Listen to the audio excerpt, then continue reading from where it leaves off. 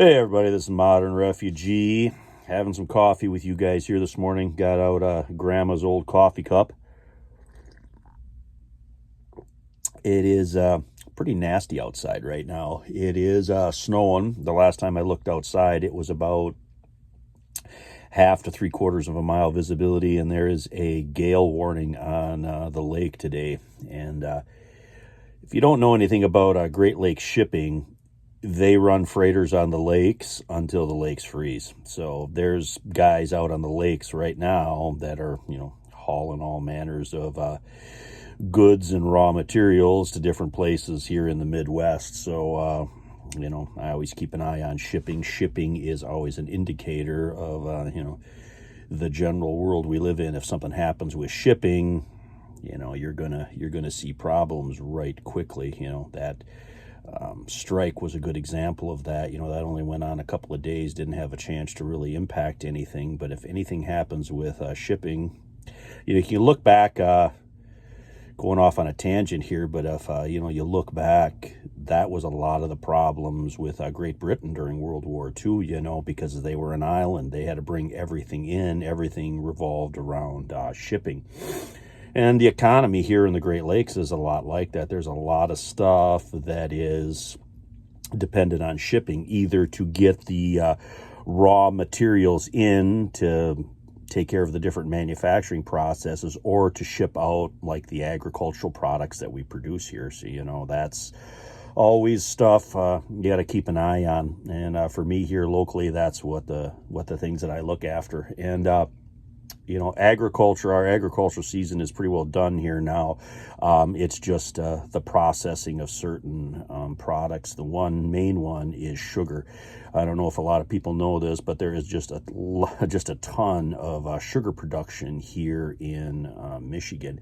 Multiple factories in different areas, and sugar beets are a huge cash crop, and they prop up the local economy quite well.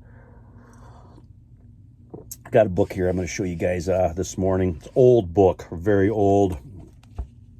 And, the book is kind of dry reading when it comes to economics and stuff. The first couple pages in the first chapter, they outline a economic collapse over the course of a week. And, I like the SHTF scenarios. I've done multiple videos on those topics over the years.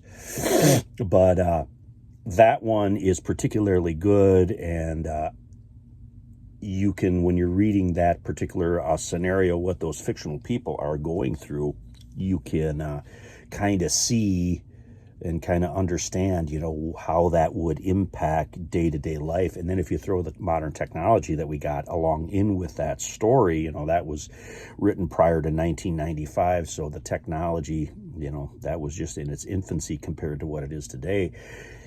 It's a good read. So if you see one of those in a dollar bin or at a used bookstore or whatever, that book is worth getting just to read those first few pages of that economic collapse scenario.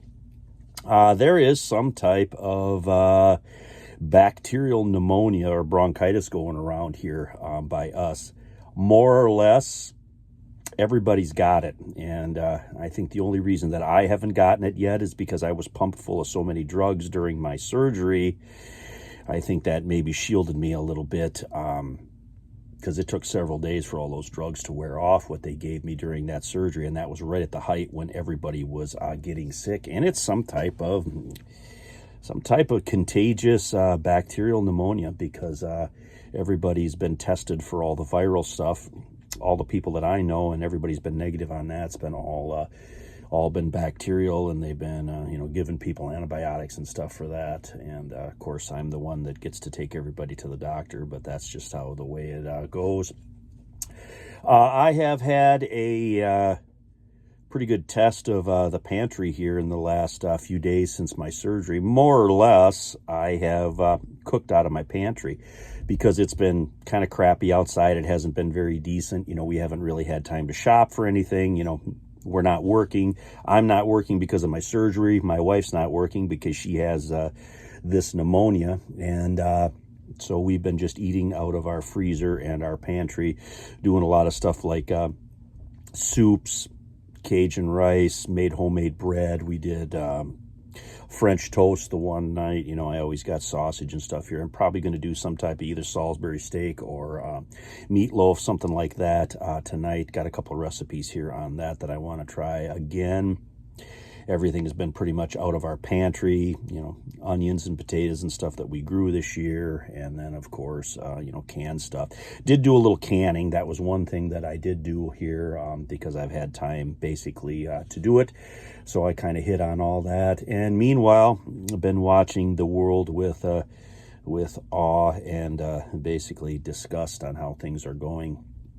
Probably the big news story of this week was that shooting of that executive in New York City. And unfortunately, as bad as that instance is, I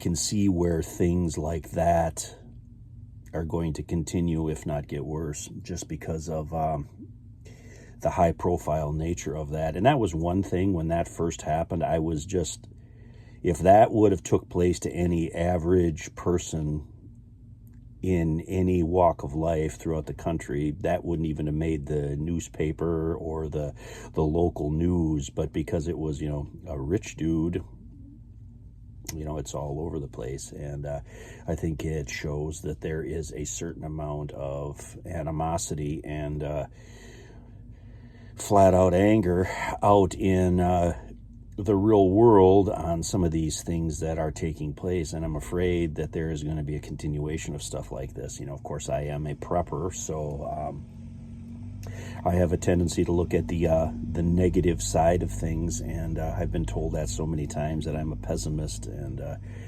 well, that's how you prepare for you know, bad things, is you know, war game those bad things in your mind, things that could happen and affect you and your family. So you go ahead and you make you know, stopgap measures for that kind of stuff.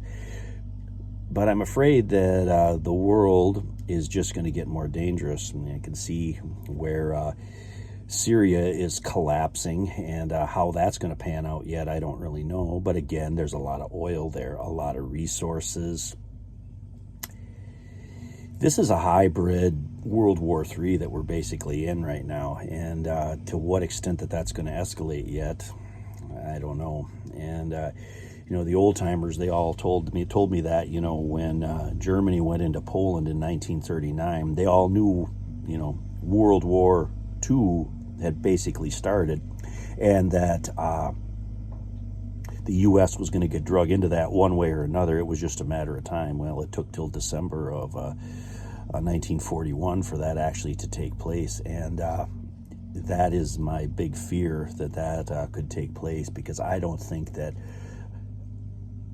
a conflict like World War II, I don't think that the American public in general has any concept anymore, with the exception of a few weird people like myself. I don't think that they have any concept of what life would be like under some type of really severe thing like that.